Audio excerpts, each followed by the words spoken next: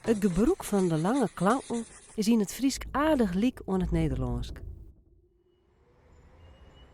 Voor het schreeuwen sjoggen we naar een iepen of sletten wurtlid. Een slettenwurtlid had een loed dat opsletten zit tussen twee bijloeden.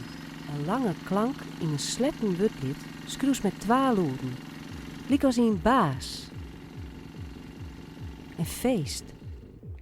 De lange u-klank is oors. Die schreeuwen we als ue. Puur natuur. In een iepen wurtlid wordt de lange klank met één loed schreeuwen.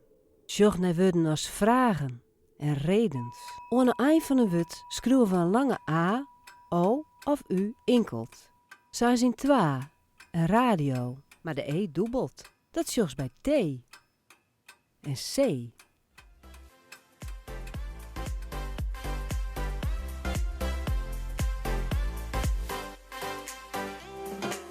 Klik hier voor meer taalsketsen.